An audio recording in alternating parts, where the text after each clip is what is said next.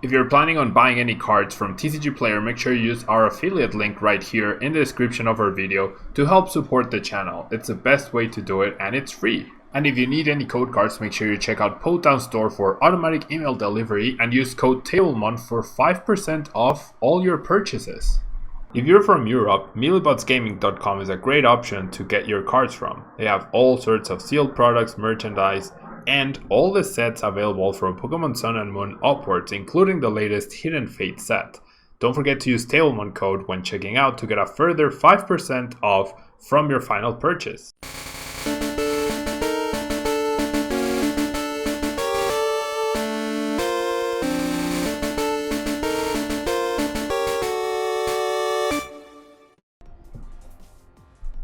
Hello everyone and welcome back to a brand new day of Road to TCG Worlds 2020. Thank you so much for joining me today. I am here with another Rogue deck that popped up from 2 weeks ago at the big regionals and special event weekend that we had.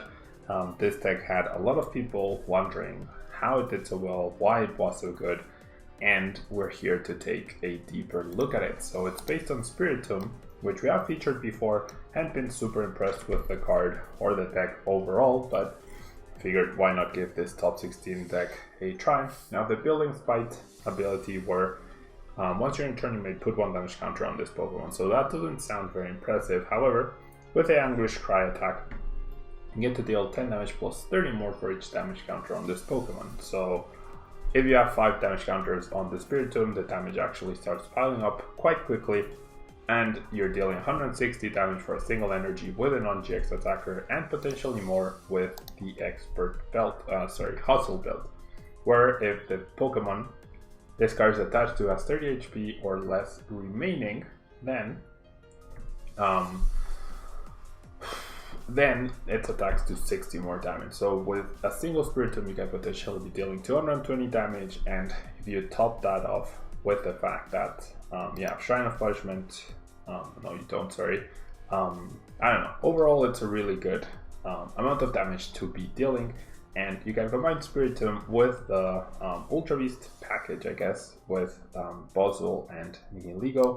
You also have Jinx to move 1 damage counter from one Pokemon to the other, therefore getting to the higher damage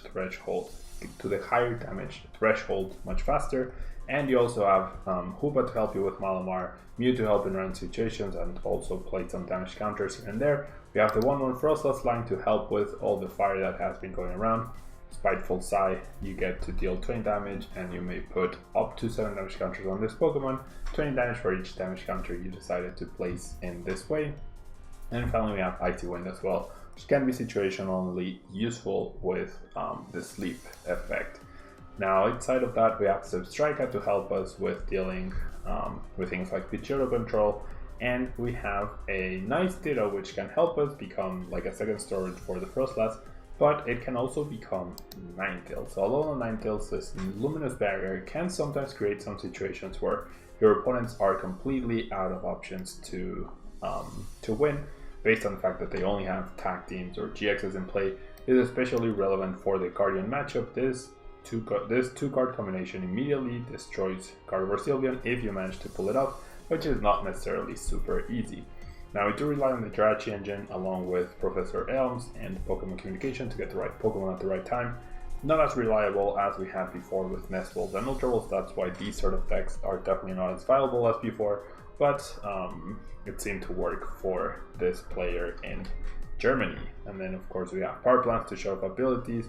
We have Black Market to reduce the price trade-off. We have 4 custom catchers in order to help with targeting down the right tag team.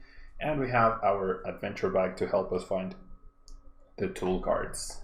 Energy-wise, we have the 4 Rainbows, the 3 units, and the 3 Darkness Energy rounding out the deck. And so, let's jump into a ladder, see if this deck can get us anywhere and we can continue our win streak. Let's see if we can continue to pull that off. Alright, so probably up against Ability Rashi, I would imagine, or Mew Mew, one of the two. Now, this deck has definitely a very big weakness to Malamar and spell tags in the deck. So that can potentially be a big issue for us. Like, I think you just accept that that's a bad matchup, an unwinnable matchup, and then you just hope they break at some point and then move on from there. Now this hand's pretty decent, I'd say. Pretty decent. My opponent is going first, so I'm not going to bench this Snorunt just yet. Starting the Hoopa is definitely something that discourages my opponent from playing down ability-based Pokemon, but not much I can do about that. Hopefully the Frostlass comes in handy. I won't end up benching it for now. Oh no, we're up against +7. Okay, that should be a much more manageable matchup. A really good matchup actually, because Spiritomb trades really well with +7, and you don't really care about activating B-String against this opponent, so it's not a big deal. Starting with a Hoopa is certainly annoying, however, because we're not going to really be able to not only retreat it, but also probably not able to get it out of the active spot. Now with the Ultra Space, I can grab Bottle or Needligo at any point. I don't think either is particularly strong. I should, I guess, apply a little bit of pressure. I mean, I'm only dealing 10 damage, but the more abilities he plays down, the more pressure I apply. And then I do get to bench the Spiritomb and start building Spite. And then I shall Evil Admonition for a fabulous 10 damage. So yeah, let's see what else we can do with this rogue deck. There's an Agnadel GX, so first ability coming into play. Now, if we use Building Spite next turn and attach a Rainbow, that's 3 damage counters. That means we are dealing 100 damage. And with the Hustle Belt, we will be dealing 160, so 10 short of the knockout. I assume my opponent will end up KOing this Hoopa. Or he could just already have the double custom catcher. I mean, it's not the end of the world generally. It really isn't. Because one prize at a time, we should be able to have favorable price trade-offs. I'll just continue pressuring with the Hoopa. Now I'm dealing a little bit more damage, and this top deck is actually fantastic. So I get to establish this guy, I get to establish this guy, and I get to get another Spiritomb. So then, this also threatens Frostlass, and there's not much my opponent can do about that. I can, however, Building Spite over here, which is really good. And I don't see any reason why not to attach there. I will Ultra Space for the puzzle, but I'll keep it in my hand for now, just so I have access to Pokemon Communication next turn. And then we shall Evil Admonition for a little bit more damage.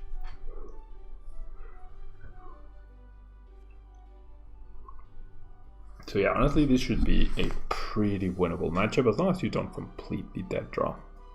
Now we're not even utilizing Victini so far. No, sorry, not Victini. Jirachi. That's what I meant, Jirachi. See another Welder though for my opponent. A full Welder too, so very nice for him. Say Church Ball.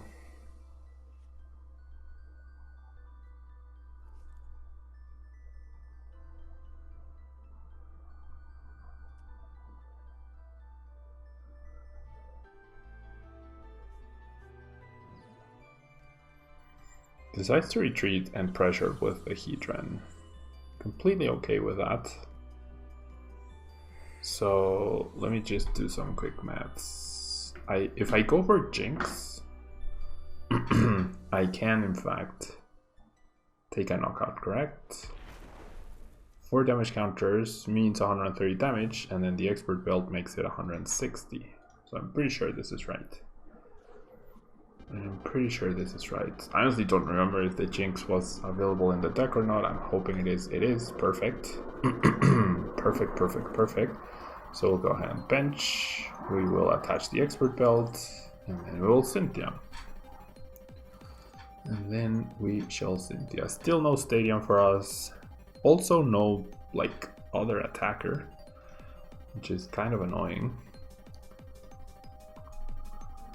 This is fine though. Well, not another attacker, a rainbow energy would have been pretty nice. Alright, so let's Building Spite with both. And we're hoping we don't get reset stamped here. So right now I'm dealing 160 damage. So if I use Ominous Posture and transfer the damage counter from this person to this person, now I believe I should be dealing a lot of damage. Will my opponent KO Jinx over Blitzel? He might. No, I don't think so. And this gives me free treater, yeah. So then sure, I'll attach the energy because why not? And then let's go Anguish Cry for exactly 190 damage. Perfect. Thank you so much, Jinx. You are a heroine. And two pretty solid prices, I'd say. Two pretty solid prices. When I will decide to trade off with the Nagnadel. There's the Cherish Ball. I guess Rainbow Energy is also pretty solid, so I can attach the Rainbow to a Frostlass. Jinx is really solid. You can attach the Rainbow Energy to the Frostlass, move away the damage counter, and then you can use the attack for maximum damage without knocking yourself out. So that's really nice. That seems really nice. And then 2 damage counters is not enough to get the KO. 3 damage counters isn't enough. Well, it is with the Expert Belt, I guess. What I would love to get is a double custom catcher to just pressure one of the attack team. GXs. Wait. My opponent played a B-string and decided to attach 2 fires over here? That's odd, I'd say.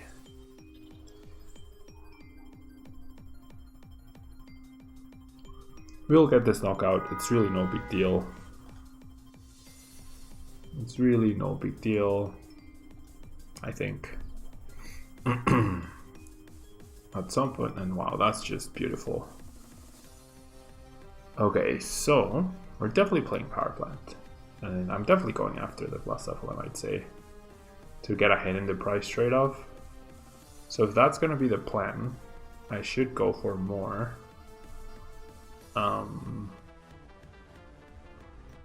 For more of these guys, right? Yeah. Alright. I just want more attackers. That top deck was really, really nice. Really, really nice. There's no way I can reach knockout on this guy, right? So that's 70 damage. If I use Ominous Posture, now I'm dealing 160, which is really good. So I'll bring this guy up, and then I definitely like just using Zip Strike. I lose a Cynthia, sure, but I advance my board state, potentially find an energy. I also thinned pretty nicely with the Elms. And I should be able to consistently sprint every turn, most likely. Didn't find an energy. That's annoying. That is certainly annoying. But I'm okay with it, I feel. We also got the Power Plant off. Now we have the Rainbow Energy, that's really nice. Have Fossil Belt as well. So we're guaranteed to KO this guy next turn as well. The Ultra Space helps us potentially thin. My opponent will be down to 2 prize cards. Oh, that would have been awesome. Well, there was no way for me to KO this person this turn, right? But I could easily snipe. I could have easily sniped the other Blacephalon with Nihiligo's attack this upcoming turn. I guess I can still pull that off. Like, I can use Nihiligo, search out Nihiligo to stamp my opponent. Not to stamp, sorry, to snipe my opponent's Blacephalon. And then afterwards, what I can do is use Mew to finish off the person, right? Oh no, I can't because of the Mew, never mind. I can't because of the Mew. Never mind. I mean, I can easily use Nihiligo to to trade with this Nagnadil though. Now I am going to rely heavily on the sprint this next turn. 3 Cynthia's down is actually really awful to see. Okay, but I 100% have to take a knockout this turn. If I don't take a knockout, I lose, because then he takes another knockout and then uses +7 and Burst GX to win. Alright, so let's promote the Jinx. Rainbow Energy is very nice. Gets me closer to a potential knockout. Actually gets me the knockout, so that's fantastic. That is actually fantastic. Yeah, 4 damage counters is 130 damage. The issue is gonna be next turn, right? Alright, so I'm doing that. I've honestly been top decking pretty nice. I should have played that and gotten the Buzzle to sprint it away. Buzzle definitely not useful. So that was a slight mistake. I will also use Professor Elm's Lecture, just thin this Blitzel. And then I don't think I'm getting reset stamped again.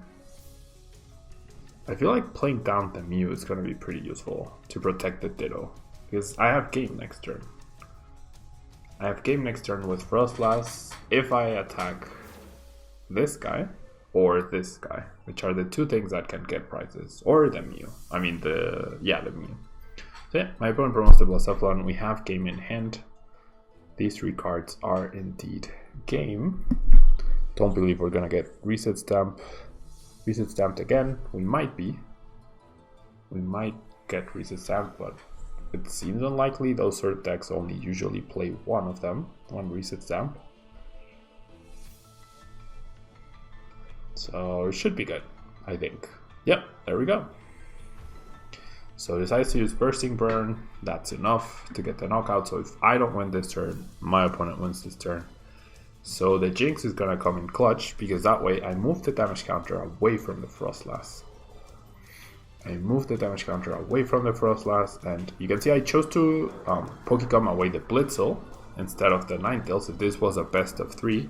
There's no reason for my opponent to suspect that I had a Alolan Ninetales at any point, and there's a victory. So that might create a situation where I create an unwinnable scenario for him later on. You never know, right? You never know. The less information revealed to your opponent during the first game, the better, right? So pretty solid win. I'd say that's probably an easy-ish matchup overall. It should be, I'd say. Not super difficult to beat +7 as long as you get this consistent stream of attackers, right? So yeah, let's move on to the next game. See what sort of deck we get to face. Let's see what sort of deck we get to face now.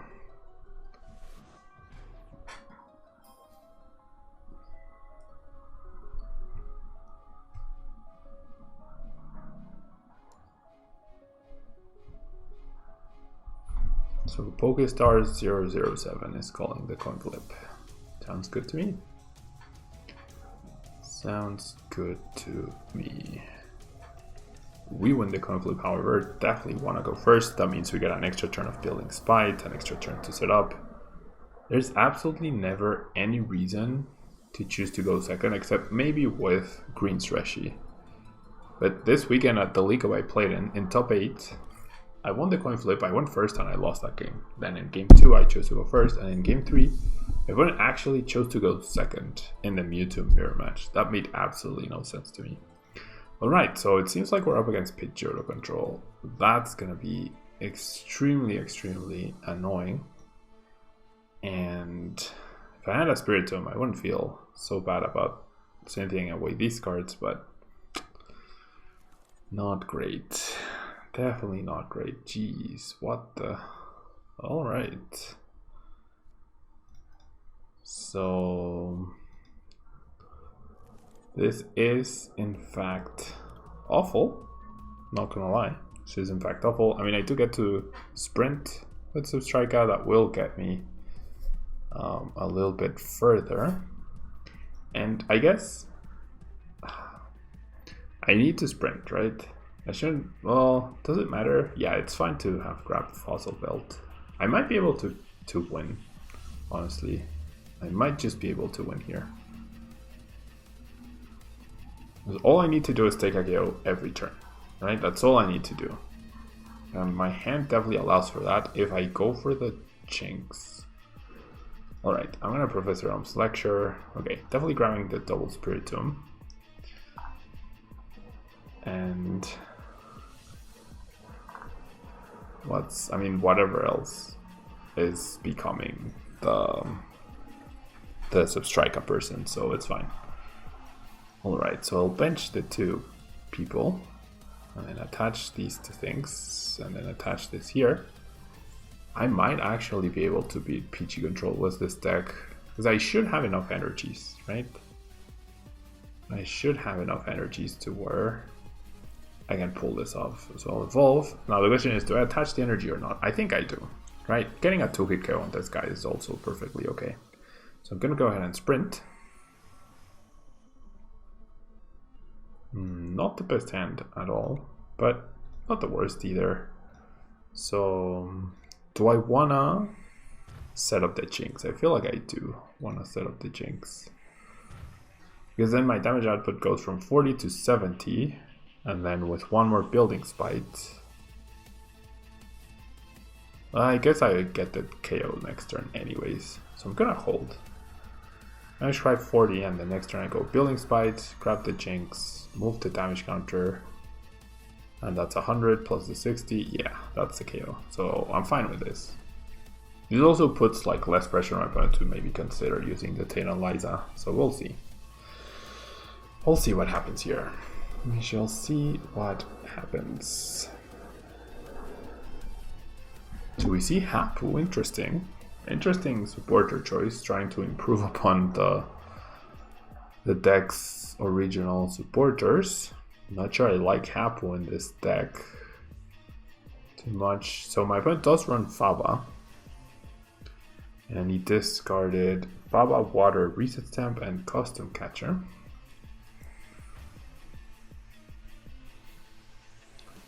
Double Pidgeotto for my opponent on turn 2, not bad. That's a dream for the deck, right? Trying to start Professor Elms.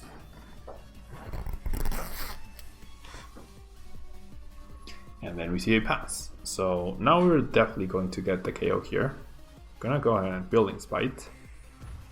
Gonna go ahead and Building Spite as well. And then let's go with a Pokegum, putting back the Spiritomb. I think I don't mind getting rid of all of that. And then let's grab the Jinx. Thankfully Jinx has a 1-off retreat cost. So the other skateboard will definitely go towards the Jinx, which I just found. But I'm gonna keep it for now.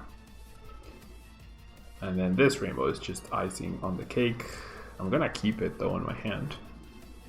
Basically all I need is to attack 5 times total, and I should be able to win the game. But my opponent will attack my hand at some point, right? So I guess I'll attach the energy. Why not? And attach the escape route. The 5 is in the discard pile. And play the Cynthia. No, let's play the Elms. Let's play the Elms. Let's grab these guys. Yeah. Just too thin. Alright, Anguish Cry, get the 2 prizes. And I don't know, I mean, the more energies we have in the Spiritomb, the better. I'm not super afraid of, like, if my opponent commits on Articuno to eliminating energy, then with 1 energy I get 2 more prizes immediately, so that's really good.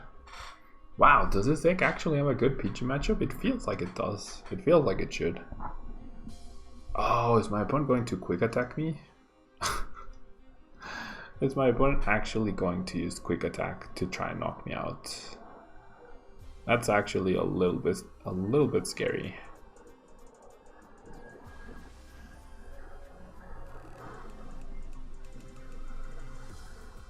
Uh-oh.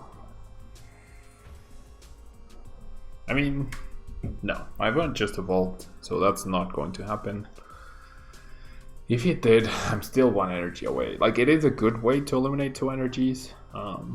It's essentially a crushing hammer flip for 2 energy removals, so it's not bad, right? In terms of odds-wise, it's not bad.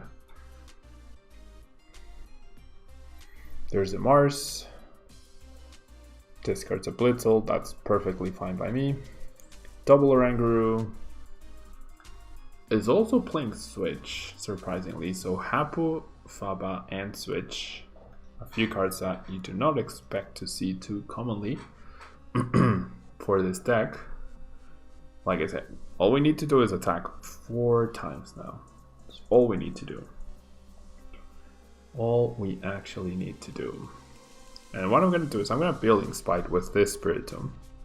Up to 4 damage counters. That way, if an Articuno ever gets played down again, I will just Building Spite and get a knockout, hopefully. Hopefully. So I'll Building Spite and then just attack. That's all I need to do. No need to use any more resources. I'm dealing enough damage in 3 turns. Hopefully I should be able to win. No energies in my hand that can be potentially discarded by Mars. Sprinting away to Cynthia also didn't seem like the right call. Maybe I did put back a Faba, which we know is at the bottom of the deck. Hasn't played anything to compensate for that. Quadruple Pidgeotto is pretty scary looking for sure, but I mean, it doesn't really change our game plan, if you will. The power plant is nice to stop Articuno from wrecking my energy right here. And since I have Substrike, I know even if I get reset stamped into a 0-card hand with Jesse, James, and Mars, I'll still be able to just get 4 fresh new cards thanks to Substrika. So as long as I don't draw something crazy like 3 energies or 2 energies of low card reset stamps, I should be fine-ish. Crushing Hammer, first Tails Flip. That's gonna be rough for my opponent. That is indeed going to be pretty rough. See the Pulp Pad, putting back, I assume, Mars and Surge. No, Hapu and Surge, alright. So trying to dig further for my opponent. I guess Hapu is pretty good digging-wise. And then we see the attachment. We see Jesse and James. I am completely okay with that. You can have those 2 cards. I don't mind that. Discard your Wheezing. Discarded Elms and Power Plant. And then we're gonna see a Resource Management. I would assume for Jesse and James, probably an Energy. And maybe the Mars. Energy, Crushing Hammer, Energy. Okay. That also makes sense. Crushing Hammer definitely makes a lot of sense. And then let's Building Spite. Let's not forget Pablo. I guess what I can do is I can Building Spite here. And then transfer the damage counter from this person to this person. Right. So all we need to do is be patient here. All we need to do is be patient.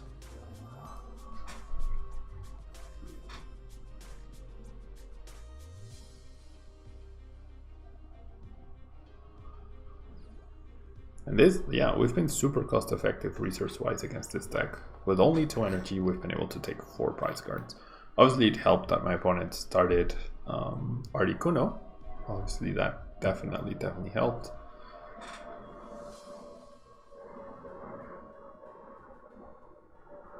There was no way for us to get a 1-hit on Articuno on turn 1, right? The maximum damage output is 160, and Articuno has 170. Yeah. Alright. There's the airmail.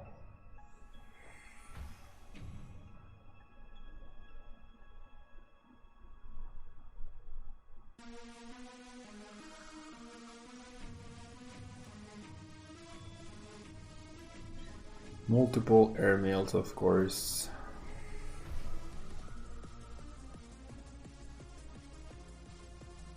Crushing Hammer, Heads.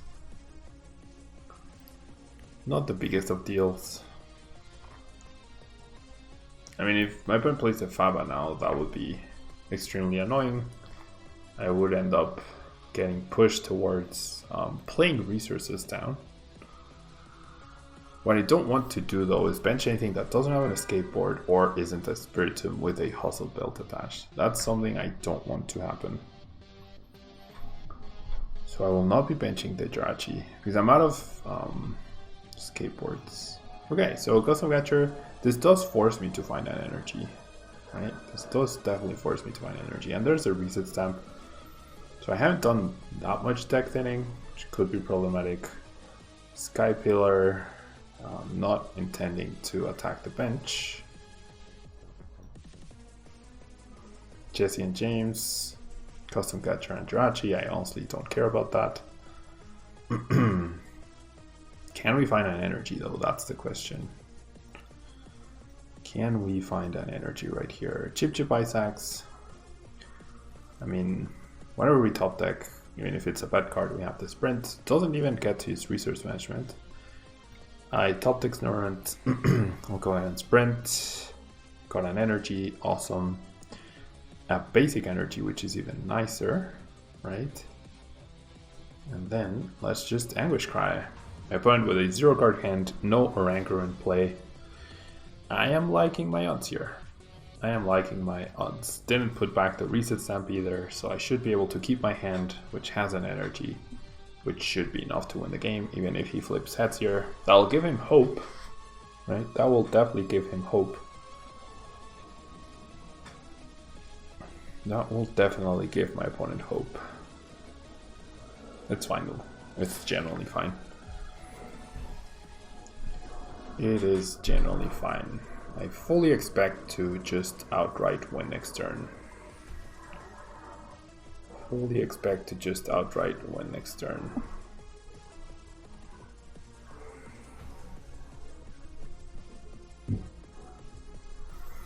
Multiple airmails, quadruple in fact. Wow, this deck actually seems like it has a good Spiritomb matchup. Does he hit the rainbow? No, he does not. 25% chance right there for my opponent. Crushing Hammer, not important. I don't play any switching cards. No Tatum Liza either. See the Mew, and we are going to see the win right here. So another strategy I could have used actually was I could have used Building Spite and then used Ominous Barrier to transfer 1 damage counter from my Spiritomb to the other Spiritomb, knock it out, and that gives me the free retreat, and then I use the bench to Spiritomb to get the knockout. So yeah, even if my opponent hit the rainbow, I still would have been completely fine with that alternate strategy to retreat, aka knocking out my own Pokemon so I have to promote something new. But yeah, the Spiritomb deck honestly seemed to flow pretty nicely. Of course it's only 2 games, but 2 games against very standard, very meta decks, and you seem to have a very good matchup against them. So if you're willing to take a really bad Malamar matchup, this might be the deck for you. Thanks so much for watching. Don't forget to leave a like, it really helps out the channel, and I will catch you people tomorrow in a brand new video. Bye!